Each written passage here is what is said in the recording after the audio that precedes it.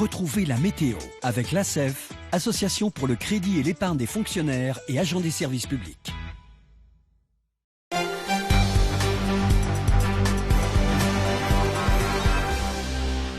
Bonsoir à toutes et à tous. Vous l'avez peut-être aperçu dans les rues, cette immense boule rouge s'est posée pour quelques jours à Marseille. On en reparle à la fin de ce journal. Mais tout d'abord, cette bonne nouvelle pour les maires des Bouches-du-Rhône. Ils étaient réunis aujourd'hui à l'hôtel du département et Martine Vassal, la présidente, leur a annoncé le maintien des subventions. La photo de famille est impressionnante, avec les 119 maires des Bouches-du-Rhône rassemblés par le conseil départemental et sa nouvelle présidente, Martine Vassal. Ce premier forum des maires, inédit, a été conçu pour sceller un peu plus le destin des communes et du département, partenaires historiques en termes de financement. Joël Mancel est maire de Beaurecueil, 600 habitants dans la Sainte-Victoire. Pour lui, qui privilégie le tourisme, cette manifestation va dans le bon sens. Du moment où on améliore tout ce qui est relation, tout ce qui est contact personnel, moi je suis le premier preneur. Pourquoi ? Parce que plus on va dans le sens d'un partage, d'un échange, d'une rencontre, tout ça, ça va dans le bon sens. Mais la préoccupation principale des élus locaux, celle qui fâche en ce moment, c'est la baisse inéluctable des dotations de l'État. On ne peut pas imaginer que l'investissement diminue de cette façon-là, puisque les communes et le département sont des investisseurs publics importants. Et on ne peut pas, de cette façon-là, avec autant de désinvolture, l'État se dit j'emprunte, et toi, commune, et toi, département, je t'ordonne de rembourser mes dettes. En réponse, le conseil départemental est donc monté au créneau, annonçant le maintien de ces subventions aux communes pour 2015 et 2016, soit 270 millions d'euros par an. Avec les baisses de dotations de l'État qui touchent de plein fouet les communes, elles ne pourront plus faire leur projet si le conseil départemental n'est pas à leur côté. Eh bien, nous allons faire des contrats d'objectifs de manière transparente et équitable pour tout le territoire, avec une vision globale du territoire. Un fonctionnement plus transparent, un mode de subvention moins électoraliste, c'est la méthode annoncée par Martine Vassal en faveur des communes.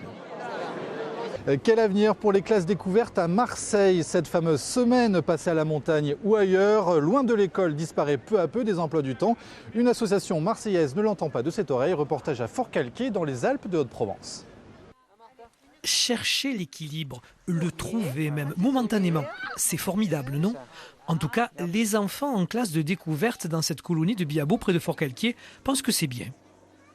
On travaille moins dans les classes et qu'on apprend plus de choses que travailler. On apprend plus de choses qu'en classe, mais surtout, on apprend de manière différente. Deux dominantes ici, découverte de la nature et cirque. En ce moment, on prépare le spectacle qui sera présenté en fin de semaine aux parents. Ces classes ont un intérêt évident. On peut faire des promenades, on dort sans les parents, on est avec ses copains et on fait du cirque.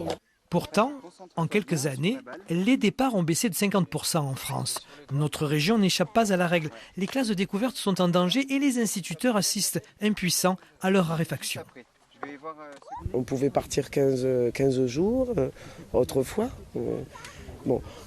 Après, notre élu, nos mairies nous disent nos subventions se réduisent, donc on va moins vous aider. Les baisses de dotation de l'État et les nouvelles activités périscolaires ont entraîné la diminution des classes de découverte, des classes qui ont aussi un intérêt économique.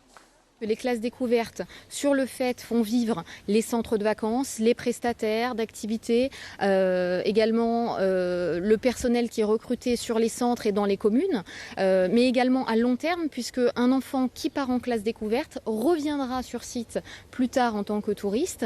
Alors, les associations concernées comme Loisirs Provence Méditerranée, une référence dans ce domaine, ont décidé de se battre pour que Sophie, Gaspard et tous les autres puissent trouver leur équilibre, qu'ils soient à la mer, à la montagne ou à la campagne.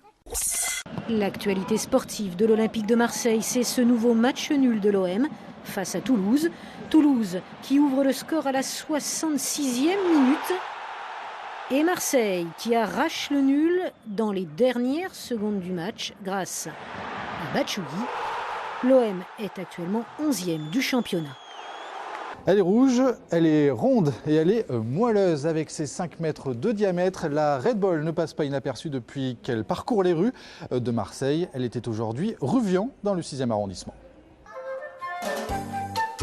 On le voit de loin et on se demande bien ce qu'il fait là. C'est ça l'art contemporain, coincé dans une porte de garage entre 2 immeubles, un immense ballon rouge.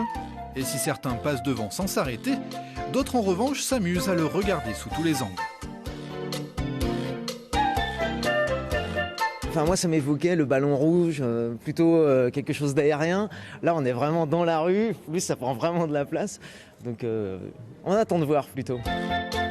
Ah, moi, j'imaginais de suite le nez du clown, un bout du nez du clown qui sortait. Un gros nez rouge, une évidence pour ces 2 clowns qui passaient par là, bien décidés à protéger leurs copains géants cachés dans le bâtiment. C'est notre Dieu. Et notre Dieu, il a montré le bout de son nez. Pendant un moment, il a daigné venir montrer que le Dieu des clowns existe. Et donc on est là, on le protège parce qu'on ne veut pas qu'il soit déçu. À Marseille, la Red Bull s'est baladée de quartier en quartier. Du Mucem au Panier, de la Plaine au Palais Longchamp, l'œuvre de l'Américain Kurt Perschke n'est pas passée inaperçue. 4 ans que ce ballon rouge parcourt les continents à la rencontre des habitants du monde entier. L'idée avec cette œuvre, c'est vraiment d'interagir avec la ville. Mon but n'est pas de changer son image, mais de montrer la ville telle qu'elle est et peut-être aussi de la faire découvrir d'une nouvelle façon. Dernière étape pour l'étrange ballon rouge vendredi à la station métro de Bougainville. Le Red Bull Project prémisse ce week-end de la 2e édition du festival marseillais Travelling dédié aux arts de la rue.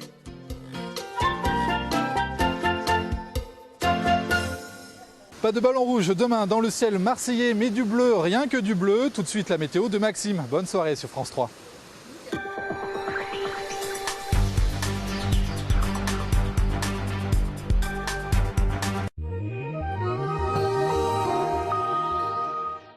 Bonsoir, c'est une très belle journée qui s'annonce dès le matin sous un ciel bien dégagé. Le Mistral souffle toujours sur la côte bleue, mais se cantonne vraiment le long du Rhône. Les minimales au matin restent fraîches, avec 14 degrés sur Marseille, mais seulement 8 à 9 dans les terres. L'après-midi, le soleil continue de dominer la région et fait grimper le mercure. Le Mistral reste quant à lui canalisé sur l'axe rhônadien. On attend 25 degrés sur Marseille et jusqu'à 27 du côté d'Aix-en-Provence et au Bagne. Excellente soirée à vous sur France 3.